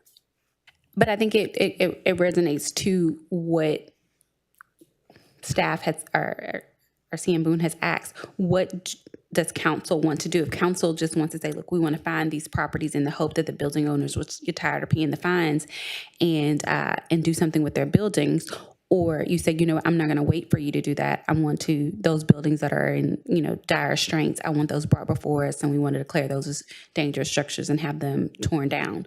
Then that's an option for council as well. It's really what's your temperature and what path you want to take. Okay, well, I think my temperature is, I'm beyond just accepting it as it is, and we need to do whatever we need to do. Okay.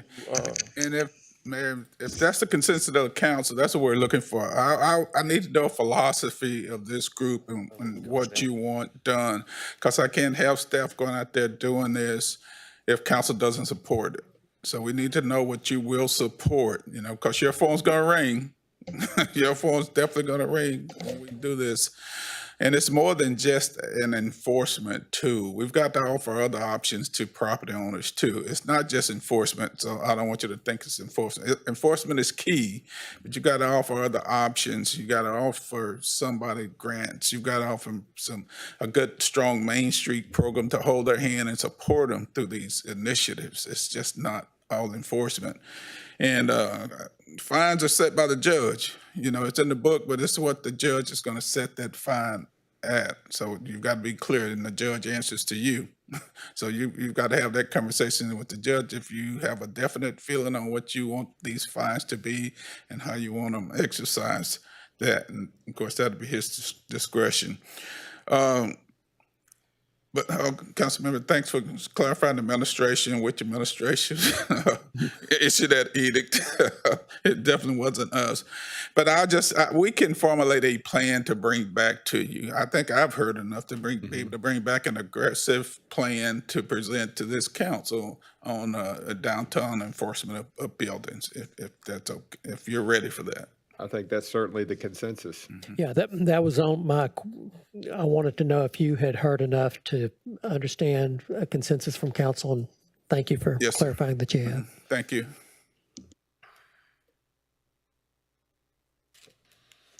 Okay. Can we move on to city council goals and priorities? Yes, Mayor. We had this on the prior agenda, which we didn't get to. Whenever I prepare a budget, I like to hear what's important to council members. I like to hear what your goals and priorities are. And the best way for me to do that is to hear them directly from you, and this type of a setting. And it's usually been done in kind of a round table. We kind of go around and each council express the things that are important to them for this year's budget and for over the next 5 years of budgeting. But also realizing, we don't have dollars for everything, but we want to know. I want to know when I start to formulate and put that budget together, I'm going to know what's important to Councilmember Durio, Councilmember Getz, Turner, Mayor, Councilmember Felshaw, Samuel, and Neal, to put things in that budget that's important to you, to make it a document that you can support and feel good about in some respects. So today, and thank for those who've sent me emails of some critical things, some things that were important to you in goals. But Mayor, if we could just kind of go around and give each council member and yourself a few minutes to express their goals and priorities for the city. That'd be awesome. Councilman Durio, would you like to begin? Not really, but if you want me to, I will. Did you get my letter? I got your list. Last year we did a really good job of bringing that parks budget up from previously it had been like 400,000 to 1.5 million. What are we looking at for next year on that? Well, I just want to know what your priorities are. Parks. That helps determine that. Quality of life projects, of course. Okay. That's at the top of the list. There's one particular neighborhood in my ward, and I've been trying to do this since I've been on city council. I don't know if you're familiar with the area known as Tripe City, but it's bordered by 11th Street, Washington, 4th and Fournette. There's never been a park in that area ever for as long as I can remember. And that's where old Price Elementary School is, which has been abandoned for a number of years. Some people say it's been sold. Some people said it hasn't. I think I've spoken to you about that and getting with the school district. That would be an ideal area. That's that priority has came from a number of my constituents. Other priorities for now and the future is to keep increasing our infrastructure budget, especially for the older parts of the city. Those streets, right now, some of them are asphalt in my ward, but I remember back when those streets were white shells, and there's some of them, they're still in pretty bad shape. And we're gonna need more money for that. I wish I had the letter that I sent you. Tripe City, TRIPE. I think it has something to do with the Zumo's meat packing plant being in that neighborhood. I think that's why they call it Tripe City. I could be mistaken. Also, I think I brought up the, thank you. Okay, I'll go ahead over that. Sidewalks, beautification. We already did turf softball, and where's Councilman Turner? I stole a lot of this off his Facebook page. I think I turned in a plan also for, and I understand this is like part of the community investment plan. Another park over by, right next to John's Library. I've already had a plan written up by staff like 2 years ago. Another thing, a water park owned and operated by the city of Beaumont. Have any of y'all ever been to the one in Baytown? It's owned and operated by the city of Baytown, and it's pretty nice. It also offers a chance to employ a lot of the students, give them summer jobs. It was sleep on. Okay, I'm sorry. Just tap it every once in a Okay. while. We already discussed the sidewalks, even if they're if we don't any word back on the grant funding for those sidewalks. Okay, I want to make sure you get that done, Bart. Okay. That's another thing. More funding for code enforcement. Not only so they a lot of I've been approached by developers, and it's just a time lapse, and it costs these guys money when they have to wait for their inspectors to come out and look at their project so they can move on to the next level. And I don't know if that's about if we need more inspectors or what we need, but we need something, more funding maybe for code enforcement, because there are developers that are watching Beaumont. Some of them are working here, and some of them are watching to see how hard it is to work with city staff, to see whether or not they want to come down here and do business. And we always say we want to do business friendly. So if that means more funding for code enforcement, then we need to do that. And also just the street rehab plan, which I think we're doing already, but want to make sure that includes every street in Beaumont, because I'm pretty sure they all need some type of work.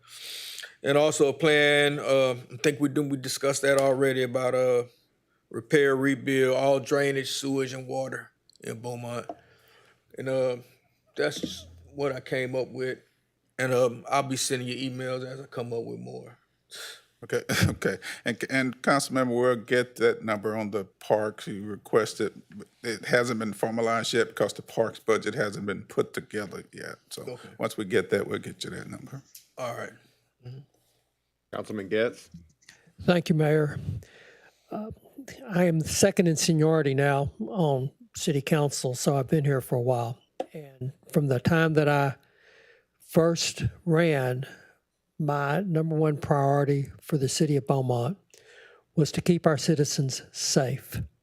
And to me, that means having a strong and effective police department, fire department, and EMS system. That is still my number one priority, because the duty of our city and our government is to keep our citizens safe.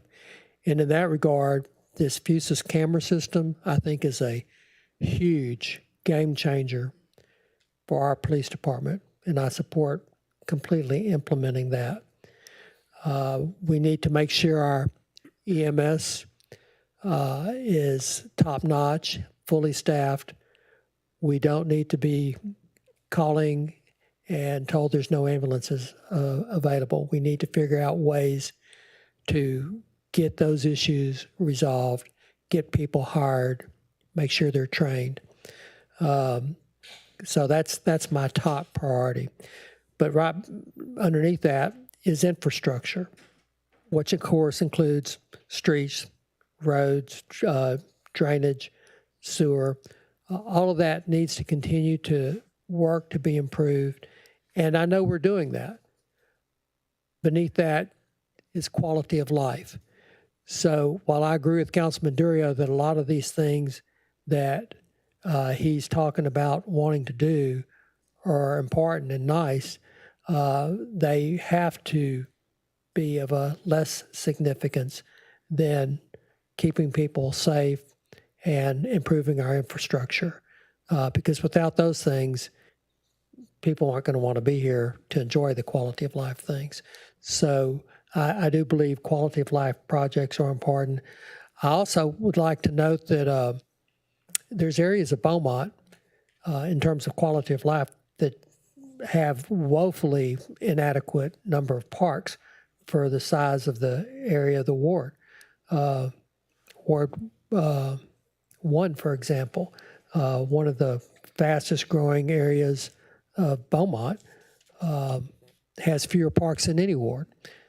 So we might need to, if we're talking about building new parks, might need to look at something over there in Ward 1. I know Ward 2 has Rogers Park, and a lot of people from Ward 1 come over to Ward 2. Well, in fact, people from all over the city come to Rogers Park. So I certainly want to increase the presence of good quality playground equipment at Rogers Park. It's the most heavily used park in the city, and we want to keep everything maintained. But that is beneath the other two priorities I've already mentioned. Thank you.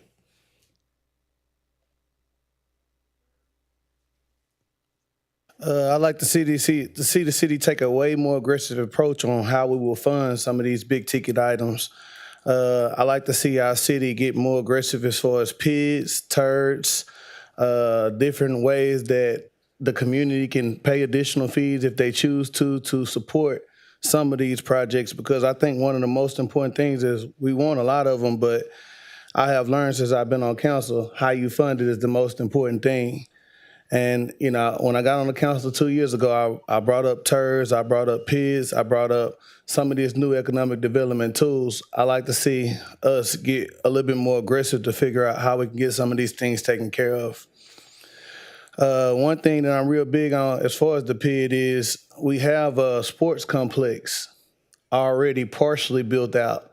And I think it's important that when you look at the tourism dollars that are brought into the city of Beaumont, youth baseball is top 3 when it comes to people who put heads in beds.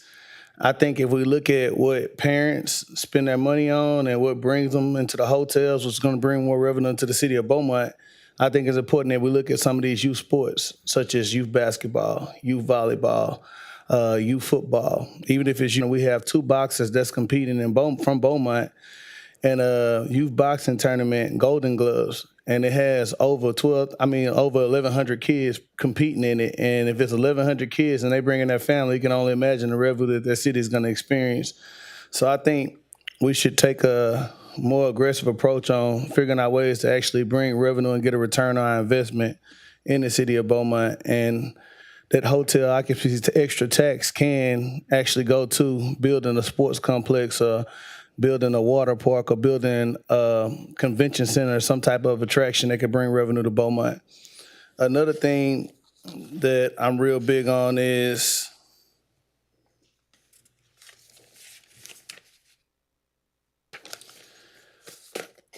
I would like to, for me as a council member, I like to come to some of these meetings.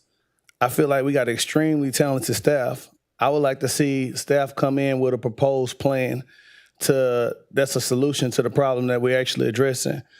I know they need direction from council, but I think it's important that we have a very talented, highly compensated staff. I like to see them come in here and say, okay, this is how I think we can get here.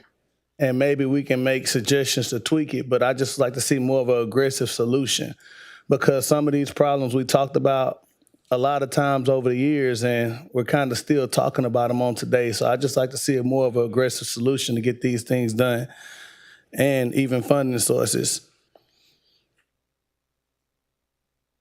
I think it'd be good that I think we get our department head reports, and I know we don't oversee the day-to-day operations, but it'd be a good opportunity to maybe every once in a while at a council meeting, the reports, they can actually come explain them, so the things that we don't understand, we're not asking all these individual questions. I like to also see an assessment of overlapping jobs. I know we're doing a salary study right now. I just want to see, from that salary study, it's going to talk about the overlapping jobs. More officers physically on the streets in Beaumont, Texas. I think we have a reputation of crime, and if we can get more officers on the street versus, actually in the office, I would be very in support of that. And true recreational programs that affect and give some of these troubled youth something to do positive versus what they're already doing. I think, like I said, we have a lot of talent. We have a lot of cities that have already done it, And I think we just need to get more aggressive as far as looking at what's working and utilizing it. And some of this funding from TERS, it can go to street improvements. You know, some of it can possibly go to drainage improvements for some of these new fee additions that we're going to discuss today. So we all know some of the problems. I just like to see a more aggressive way of how to get there and get there in a more expeditious way. One thing I learned about government, everything doesn't move fast, and I'm okay with that. But at least when we spend our time, I want to be more productive and have actual proposed solutions than kind of talking about some of the problems that we already know exist. And like I said, I think it's a big consensus of the council, and it's always been, in my opinion, with these vacant buildings and recreational programs and parks. I think we all want to move forward on that. I never knew, in my opinion, it was our position not to, enforce some of these codes. I've never been in support of that. So I just want to see some things happen. And like I said, we have a talented staff. I just want to see them come in here with some proposed solutions. Thank you, Mayor. City Manager, I emailed you my list, and so to consider the time and try to move along quickly, I'll just give you my categories of things that I'm really concerned about. Of course, first, as a council, our first responsibility to the citizens is to make sure that their sewer system is working correctly. They have clean water. Our drainage program needs to continue. We need to continue with the infrastructure, make sure that we continue to fix our roads, and then safety and security, and make sure that we are resourcing our first responders. So sewer, water, drainage, infrastructure, and safety and security is my top list. And then we get into quality of life, such as downtown development, the downtown buildings, and then parks and recreation. And again, I sent you my list. But after we get through the basics, that foundational thing of providing these services to our citizens, then we look at the quality of life. But let me just say this, my overarching concerns right now is a balanced budget, the EMS issue, and the homeless situation. And so those are three things that I think as a city we have to look at and we have to consider. Thank you, Mayor. Councilman Samuel. Okay, I have my 5 issues. First is I believe home is a sanctuary. We have to make sure our citizens feel comfortable that they're getting good, clean water in and getting the sewer out.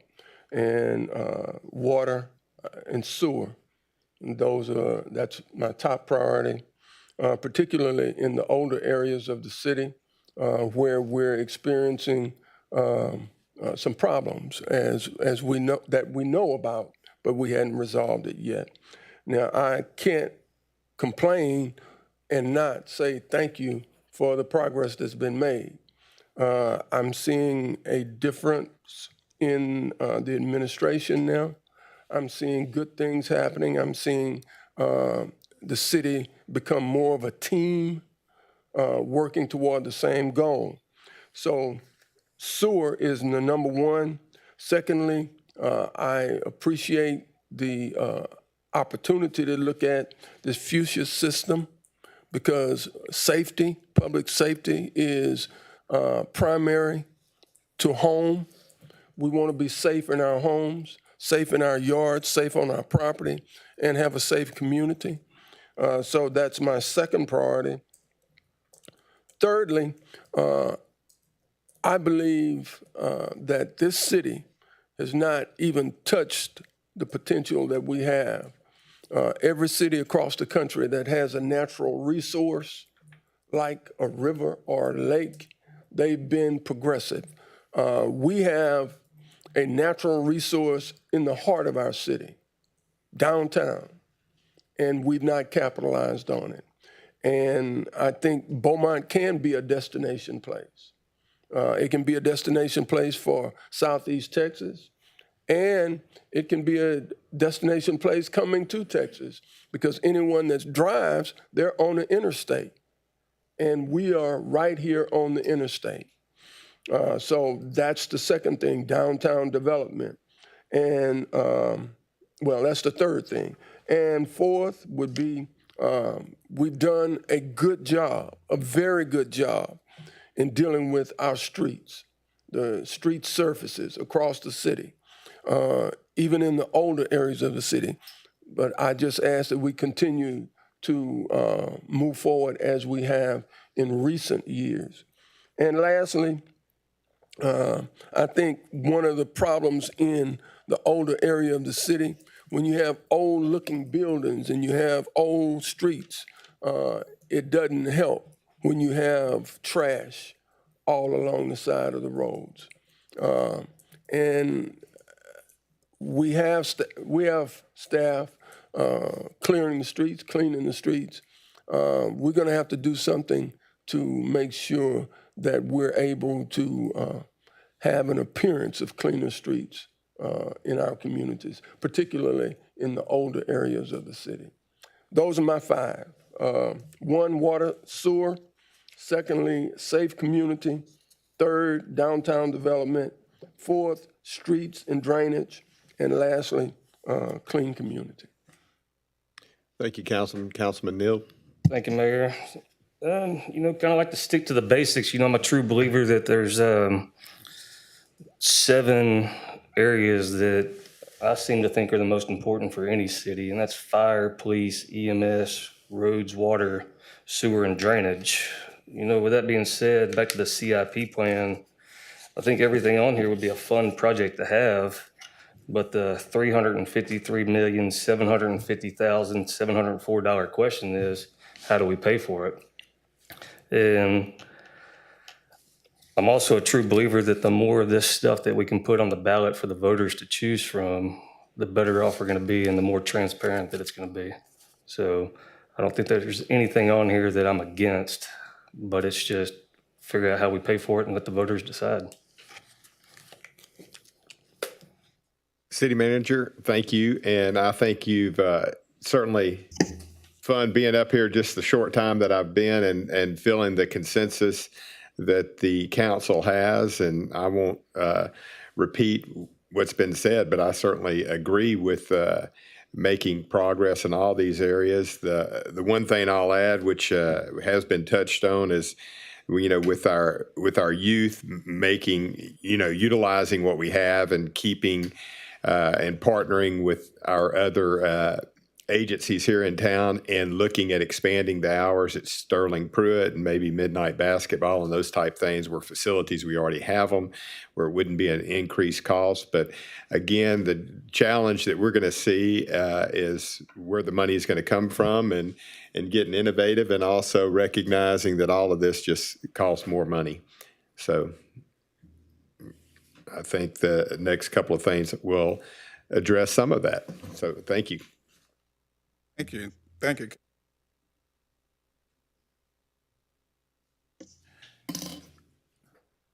Mayor, I'm getting a couple of requests. Would you consider taking a break? Sure. Let's take a 10-minute break. Thank you, sir.